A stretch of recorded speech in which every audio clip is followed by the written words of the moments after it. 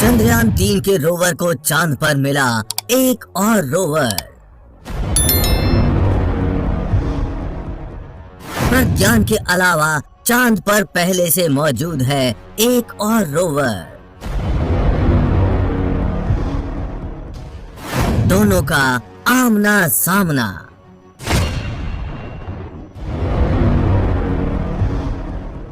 चंद्रयान-3 के लैंडर विक्रम ने तो 23 अगस्त को ही शाम 6:04 पर इतिहास रच दिया था।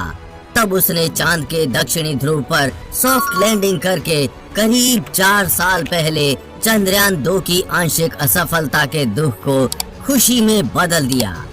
अब तो विक्रम के भीतर से रोवर प्रज्ञान भी कब का बाहर आ चुका है और चांद की सतह पर चहलकदमी कर रहा है। विक्रम और प्रज्ञान दोनों पर लगे तमाम वैज्ञानिक उपकरण ऑन हो चुके हैं, काम कर रहे हैं और लगातार चांद से इसरो को डेटा भेज रहे हैं। इसरो ने ताज़ा अपडेट में बताया है कि रोवर ने अब तक चांद पर 8 मीटर की दूरी तय कर चुका है। उसके पेलोड्स LIBS और APXS ऑन हो चुके हैं। रोवर प्रज्ञान चांद की सतह पर चल रहा है। इसके चलने के साथ अब चांद पर भारत का अशोक स्तंभ और इसरो का लोगो छपता जा रहा है। लेकिन रोवर प्रज्ञान चांद पर अकेला नहीं है। चांद पर एक और भी रोवर मौजूद है और सबसे खास बात ये है कि ये 4 साल पहले भेजा गया था और अभी भी एक्टिव है। जिस देश का ये रोवर चांद की सतह पर घूम रहा है वो भारत का पड़ोसी है। जी हाँ, हम मजाक नहीं कर रहे हैं, ये सच है। भारत चांद की सतह पर एक्टिव रोवर्स वाले केवल 2 देशों में से एक है। इस खास क्लब में दूसरा देश भारत का सबसे बड़ा प्रतिद्वंदी चीन है। वही चीन का रोवर 4 सालों से चांद पर घूम रहा है। चीन का Yutu-2 रोवर चांद पर 4 साल बाद भी काम कर रहा है और उसने धरती पर कई तस्वीरें भेजकर वैज्ञानिकों की मदद की है। Yutu-2 को Chang'e-4 मिशन के साथ भेजा गया था। इस मिशन के जरिए चीन 2019 में चंद्रमा के पिछले हिस्से पर लैंडिंग करने वाला पहला देश बना था। चीन चांद के लिए चांगई मिशन चलाता है। चीनी पौराणिक कथाओं के मुताबिक चांगई का मतलब चांद की देवी से होता है। वहीं युतु का मतलब खरगोश है जो चांगई देवी के साथ चांद पर गया था। ये रोवर वॉन कॉर्मन क्रेटर में है। जनवरी में आए डेटा के मुताबिक ये रोवर 4 वर्षों में 1455 मीटर तक चला था। युतु ने तब एक तस्वीर भी जारी की थी जिसमें दिख रहा है कि वो एक क्रेटर में है। इसके साथ ही वो जहां है उस जगह एक बड़ा गड्ढा और युतु के पहियों के निशान थे। Yutu-2 भी प्रज्ञान की तरह ही 6 पहियों वाला है। इसका वजन 140 किलोग्राम है। ये रोवर भी सौर ऊर्जा से चलता है। हालांकि भारत का प्रज्ञान रोवर सिर्फ 14 दिनों तक काम करेगा, जबकि ये 4 सालों से काम कर रहा है। अब आपका सवाल हो सकता है कि जब चंद्रयान-3 का रोवर 14 दिन तक ही काम करेगा तो ये 4 सालों तक कैसे कर रहा है? तो इसका जवाब है डिजाइन।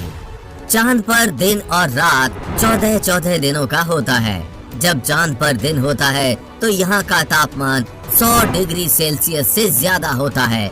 वहीं जब रात होती है तो तापमान -120 डिग्री से नीचे होता है, जो किसी भी मशीन की बैटरी को पूरी तरह खत्म कर सकता है। तो क्या Yutu-2 पर ठंड का कोई फर्क नहीं पड़ता? इसका जवाब है कि जब चांद पर रात होती है तो ये स्लीप मोड में चला जाता है। इस दौरान इसके अंदर मौजूद रेडियो आइसोटोप हीटर यूनिट इसे ठंड में बचाता है। इसमें प्लूटोनियम 238 का इस्तेमाल किया गया है, जबकि हमारा चंद्रयान-3 सिर्फ सौर ऊर्जा पर निर्भर है और इसे रात की ठंड से बचाने के लिए इसमें कोई यंत्र भी नहीं लगा है।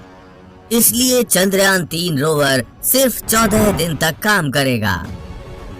भारत के रोवर प्रज्ञान के चीन के रोवर U2-2 से टकराने की कोई संभावना नहीं है। भारत का रोवर चंद्रमा के दक्षिणी ध्रुव के पास है, जबकि चीन का रोवर वहां से ज्यादा दूर तक नहीं घूम पाया है, जहां उसने पहली बार लगभग 45 डिग्री दक्षिणी अक्षांश पर जमीन को छुआ था।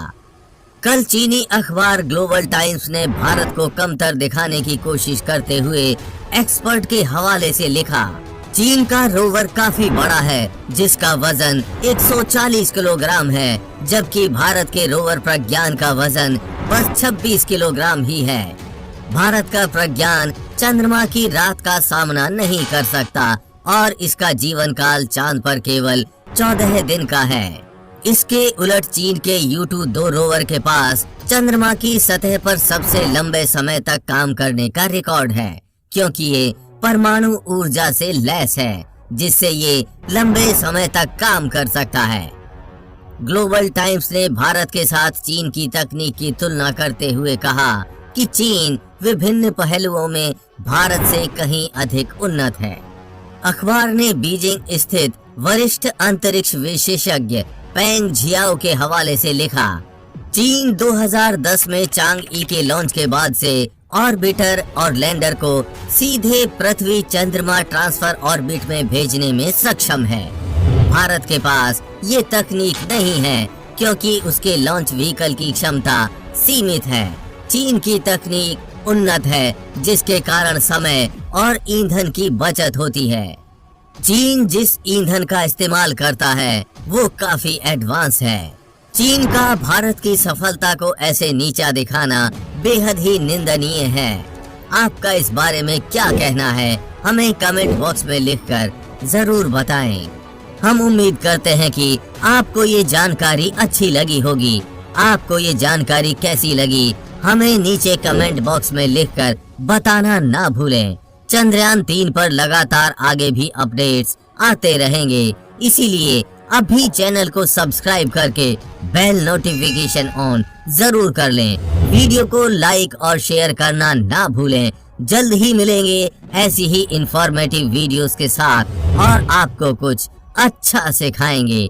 तब तक के लिए जय हिंद।